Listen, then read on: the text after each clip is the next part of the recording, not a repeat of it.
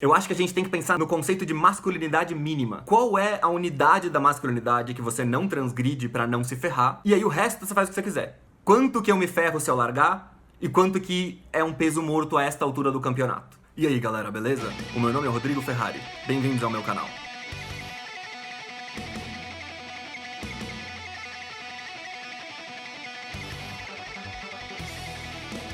Nesse vídeo eu vou tratar da questão da masculinidade. Qual é o conflito de interesses por trás da questão da masculinidade? Você tem pelo menos duas perspectivas diferentes, e a direita tende a encarnar uma e a esquerda tende a encarnar outra. Uma é a perspectiva coletiva, do Estado ou da associação das famílias, e a outra é a perspectiva da família.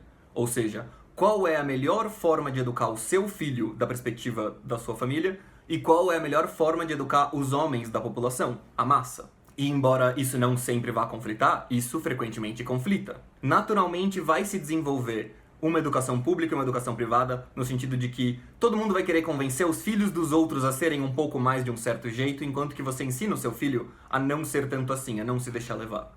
Então, se você for pensar em qual é o ideal moderninho dessa história, vamos desmasculinizar todo mundo o máximo possível, no entanto, a gente garante que os nossos filhos estejam um degrauzinho acima. E isso acaba vazando até para as mulheres, na verdade. Enquanto que hoje a discussão pública está mais preocupada em quanto que se feminiza os homens, a verdadeira questão é quanto que se masculiniza as mulheres. Porque a necessidade da educação dos homens está sempre voltada para isso de, assim, ninguém vai cuidar de você se tudo der errado. E cada vez mais a situação das mulheres é essa, misturado com, mas tem o Estado para cuidar de vocês, que é uma coisa efêmera, né? Na qual não deve dar pra confiar muito mais hoje em dia, né? Porque muda pra cá, muda pra lá. Então, assim, na verdade, enquanto que em público a discussão que é tida é essa de quanto que se feminiza o filho dos outros, a verdadeira questão hoje, que cada um tem dentro das suas próprias famílias, é quanto que a gente masculiniza as nossas próprias filhas. E note que eu tô usando aqui um sentido bem senso comum de masculinizar e feminizar, porque a gente não precisa sair disso aqui. O meu objetivo não é mudar definições, não é questionar as concepções que cada um tem, isso não é necessário nesse vídeo. Então a gente pode partir das definições que fazem com que vocês entendam o que eu quero dizer. Não precisa concordar com o uso do termo, só precisa entender o que eu quero dizer quando eu estou usando esse termo. Então do que eu tô falando quando eu falo de masculinidade aqui? Eu tô falando do que pra mim é central na distinção entre o masculino e o feminino nos dias de hoje, pelo menos. É a questão da condescendência. Autossuficiência versus condescendência. O princípio que me parece atuar por trás dessa distinção é o seguinte: a sociedade precisa ser o mais condescendente possível com as mulheres para que elas possam direcionar o altruísmo delas para as crianças. Se a mulher tiver que se preocupar muito com ser autossuficiente, ela não vai poder ser altruísta com as crianças. Por isso que não é por acaso para mim que o aborto seja uma questão assim central para elas hoje. Que na prática, que eu saiba, já nem tem mais ninguém preso por praticar aborto. E as mulheres hoje já fazem esses procedimentos, às vezes cobertas pelo seguro de saúde até. Não é só as milionárias, não, é classe média, assim. Esse problema já não é mais um problema de verdade. Mas é uma questão simbólica essencial, porque ela é o ponto do altruísmo feminino. Se as mulheres hoje sentem que elas não podem mais se deixar ser altruístas, elas precisam matar isso. Elas precisam matar o símbolo final do altruísmo feminino, que é o fato de que elas ficam 9 meses parindo o bicho, e depois ainda tem que dar de mamar e cuidar e se sacrificar pra caramba pro bicho sair decente. Senão dá errado. E elas não podem mais se sacrificar, pelo menos essa é a mensagem. O que é empoderamento? Empoderamento, em última instância, é você precisa ser autossuficiente, que significa você não pode se sacrificar pelos outros, que significa aborto. É isto que simbolicamente eu tô vendo nessa história. E daí, quando se pensa nessa história de homem não pode chorar, homem não pode demonstrar fraqueza e tal, o que eu tô vendo aqui? Eu tô vendo aqui que existe a necessidade de educar os meninos sem condescendência nenhuma, porque não vai ter ninguém pra cuidar deles. E daí hoje tem a ideia de que as mulheres também não podem mais depender de ninguém, então precisa educar elas o máximo possível sem condescendência.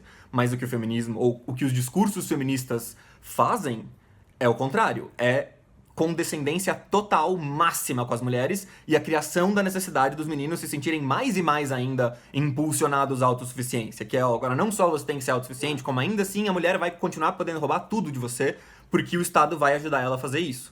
E aí esse mecanismo volta a dobrar o que tinha antes, que é mais autossuficiente para os meninos, mais condescendência para as mulheres. Que é algo que o feminismo ele não chega assim nem um pouco pra mitigar, ele chega pra duplicar isso. Se cuida mesmo, porque senão a gente te pega.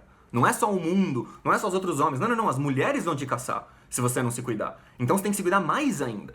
Isso é o que tá por trás de toda essa história. A ideia de que as mulheres não precisam se preocupar, ó, não importa, fala o que você quiser, faz o que você quiser, que não tem cadeia pra mulher mesmo, a mulher tá acima da lei. O que é isso? Isso é, ó, educa do jeito que você quiser, seja feliz, faz o que você quiser.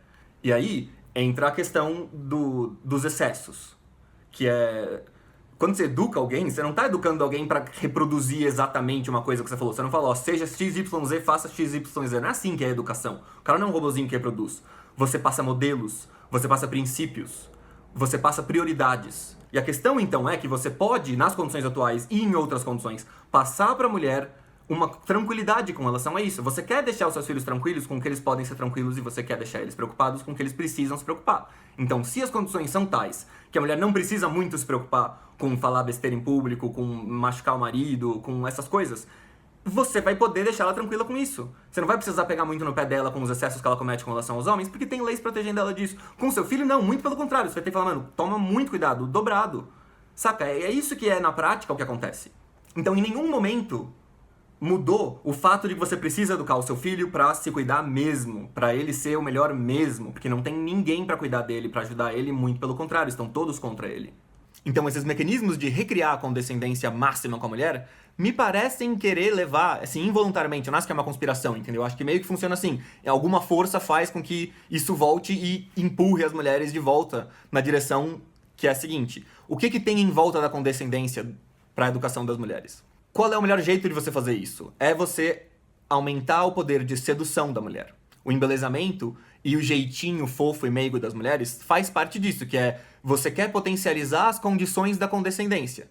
Então você vai fazer o que precisa fazer para os caras serem mais condescendentes com você, para todo mundo ser mais condescendente com você.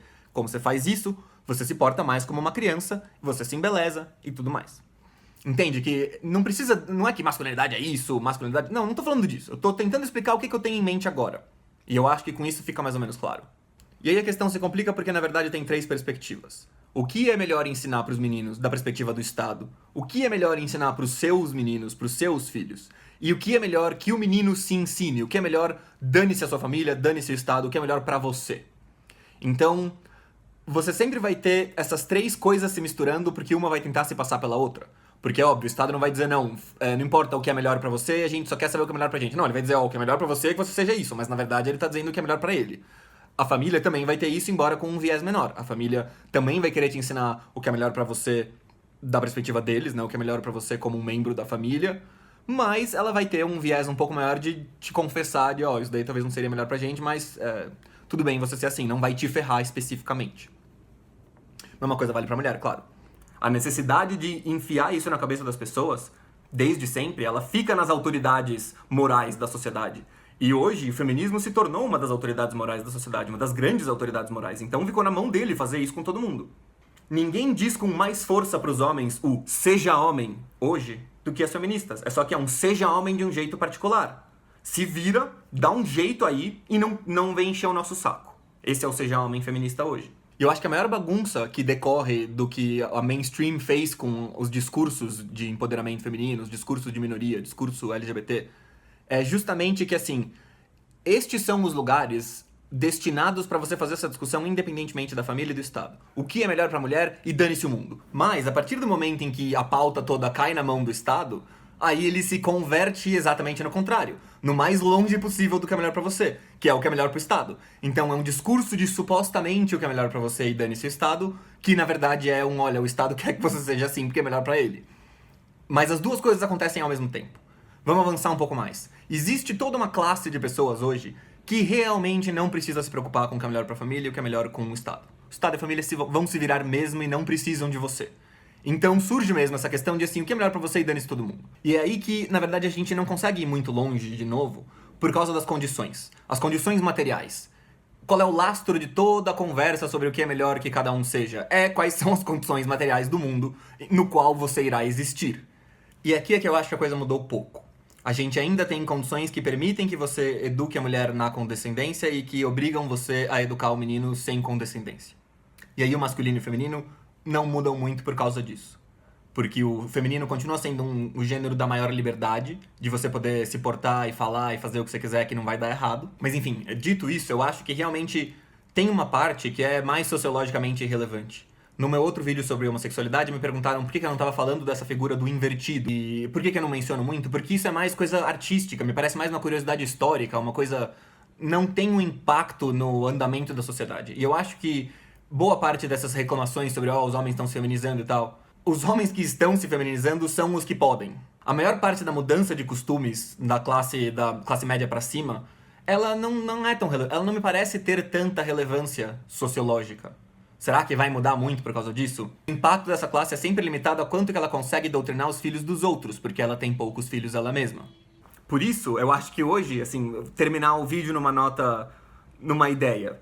Eu acho que a gente tem que pensar no conceito de masculinidade mínima. Qual é a unidade da masculinidade que você não transgride pra não se ferrar? E aí o resto você faz o que você quiser. Tipo, você pode usar rosa, não pode usar rosa, você pode falar agudo, você pode desmunhecar, sabe assim? A gente tem que achar essa masculinidade mínima, essa é a preocupação que todos os homens de esquerda, direita, cristãos, ateus, não importa, deveriam ter. Quanto que eu me ferro se eu largar e quanto que é um peso morto a esta altura do campeonato. Falou, galera. Até a próxima.